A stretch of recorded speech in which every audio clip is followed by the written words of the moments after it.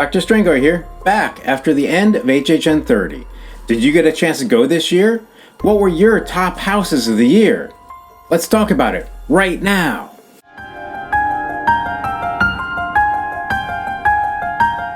You might have noticed I haven't been on YouTube of late. Why is that? Well, during the HHN season, I tend to disappear a bit from social media and YouTube. Might seem strange, but the reason is because I'm spending quality time with my loved ones. Now the HHN30 is over, I'm back. We have a lot to talk about. And if you're like me, right now you're going through withdrawal symptoms or a little bit depressed, the HHN30 is over. So, to help alleviate some of those withdrawal symptoms, I'm going to be making a set of videos about this year's event. I did both the 6 house and the 3 house Unmasking the Horror Tour. I'm going to have some videos discussing both of those and showing some of the photos you can take during the Unmasking the Horror Tour. I'm going to have a general recap video where I talk about my overall impressions of HHN30. I'm going to make some deep dive videos where I go into each of the houses in detail from this past year's event. I also have some video that was filmed in the Lights Camera Action Scare Zone. I'm looking forward to putting a B-roll compilation together of that. A little bit off topic, but I also went to Hollow Scream Orlando, filmed some scare zones, and I'm excited to make that video. And we attended Sir Henry's Haunted Trail, and I'm excited to talk about that experience. But today, what we're going to get into is my top 10 list of houses from HHN30, counting down from number 10 to my number 1 house of the year. So let's get into it right now. Up at my number 10, I have the Texas Chainsaw Massacre. Now, this house was number 9 on my hype list for this year, so it fell 1 spot. Why did the Texas Chainsaw Massacre come in at number 10 for me? Well, first, I'm not a huge fan of the property, the Texas Chainsaw Massacre movie. I enjoy it, but it's definitely not one of my favorites. Second, personally, I saw this house at HHN26, so it hasn't been that long since it was at the event.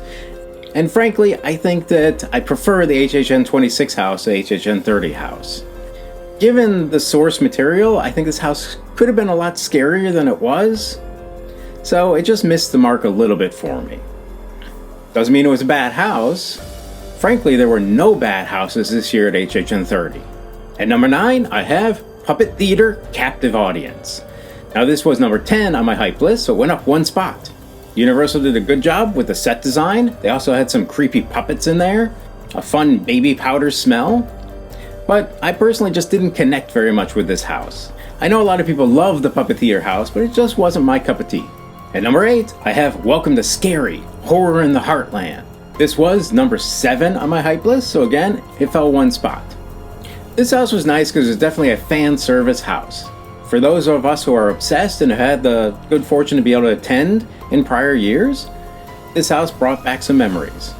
However, if you were new to the event, I can imagine this house might have left you confused as to exactly what was going on. What would have bumped it up a little bit more for me is if there's some way they could have better tied in the different scenes. There wasn't really a nice transition between the different prior houses that were showcased in this house. Again, if you're a fan of the event, it was nice to see them bring back some of those properties. At number 7, I have Revenge of the Tooth Fairy. This was my number 8, so it moved up 1 spot.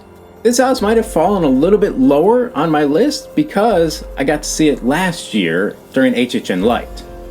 Overall, I really enjoyed this house. I love the opening facade, which was basically walking into a pop-up storybook. I thought that was a unique, creative idea and a great way to welcome you into the house. I also loved that as you're walking through this house, you can see the narration of that storybook on the walls of the house. And even more so, I love the fact that as you're walking through the house, you can hear a narrator speaking about the events going on. They also had some amazing smells in this house. I know we bought a couple of the Tooth Fairy candles from the Magic Candle Company that they were selling at the event. At number 6, I have Beetlejuice. Now, this was my number 2 on my hype list, so this is one that has fallen the most. The reason it was the number 2 on my hype list is because it was my wife's favorite movie when she was growing up as a kid. So I was really excited to see this house. They did an amazing job at recreating scenes from the movie, and if you were a fan of the movie, it definitely inspired a huge amount of nostalgia for that film. I love the fact that they had the Beetlejuice barker talking to you as you first walked into the house. Those live interactions with guests is something you don't see that often in the Halloween Horror Nights haunted houses, and I love when we get an opportunity to experience them. Now, the reason it fell so far down on my list is because I think this house was very affected by the COVID precautions that were happening. I think we were definitely missing some places where there should have been scare actors that were planned for this house when it was originally built before COVID. Also, this is a house where the clear vinyl plastic that's between you and a lot of the scare actors, I think, really impacted the experience of the house. I think because of the vinyl in this house, when you're walking through it, it felt more like you're walking through a zoo or a museum exhibit rather than walking through the movie itself. Also, while I wouldn't have expected it to be a scary house, much like Ghostbusters in the prior event, it would have been nice to have a couple more scares. At number 5, I have The Haunting of Hill House. This was my number 4. I think they did an absolutely amazing job at recreating the scenes from the show in this house. That facade of Hill House as you walk in is absolutely gorgeous. You see all the major scenes that happened within Hill House in the haunted house. We see several of the characters and the ghosts from the house. If you are a fan of the show, I can't imagine you didn't love this house. At number 4, I have Case Files Unearthed Legendary Truth. This was my number 3 house in my hype list. But frankly, the top 5 are hard to decide which one should be in which spot. First, of course I love this house due to the connection with Legendary Truth. Legendary Truth at Halloween Horror Nights, particularly in 2013, is what moved me from a casual Halloween Horror Nights fan to the obsessed fan you see here today. I love the film noir style of this house. I love that they could join together different stories as told through different pulp fiction detective novels.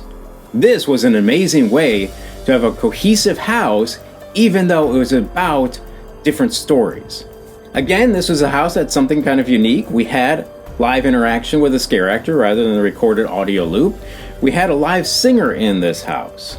As far as I know, that's the first time we've ever had somebody actually singing live within a Halloween Horror Nights haunted house. At number 3, I have Universal Monsters The Bride of Frankenstein Lives. This was number 6 on my hype list. It was so far down on my hype list because I experienced it during HHN Light, but I adore this house, so it had to move up. I am a huge fan of the story behind this house. It's such a creative way to continue the story of the Bride of Frankenstein. Her lamenting the fact that Frankenstein's monster has died, wanting to find a way to bring him back to life, and harnessing the blood of the brides of Dracula in order to do so. Such a creative storytelling. I would be ecstatic if they were to take this plotline and actually make it into a Universal Monsters film. Beyond that, the set design was amazing, and this was one of the houses that I feel was probably least affected by the COVID precautions. They still had some amazing jump scares within this house. At number 2, I have HHN Icons Captured. This was my number 5. Moved up to number 2 for several reasons. First, that facade is gorgeous. Being able to see the totems of the icons as you pass through the gateway to enter Fear's Lantern was an amazing way to start off this house. This was definitely a fan service to the obsessed fans of the event as we brought back the icons and got to see them in their classic scenes. Another fun aspect was the fact that you could see a different icon on the throne each time you went through this house. At number 1, I have Wicked Growth, Realm of the Pumpkin. This was number 1 on my hype list, and it surely did not disappoint. Why was I expecting this to be my most favorite house of the year before the event began? Well, because I love the traditional Halloween aesthetic, and this house fully realized that. And you can't forget the, within the community, viral sensation of Little Boo. I have so much to say about this house. This is essentially a perfect Halloween Horror Nights house. But that's not the focus of this video. The focus of this video was just a quick rundown of my top 10 houses from HHN30. I will be going into detail of each of these houses in future videos. I can't wait to take a deep dive into the Wicked Growth house. So what were your favorite houses from HHN30? I'd love to hear about it in the comments down below. And please don't forget to hit that subscribe button.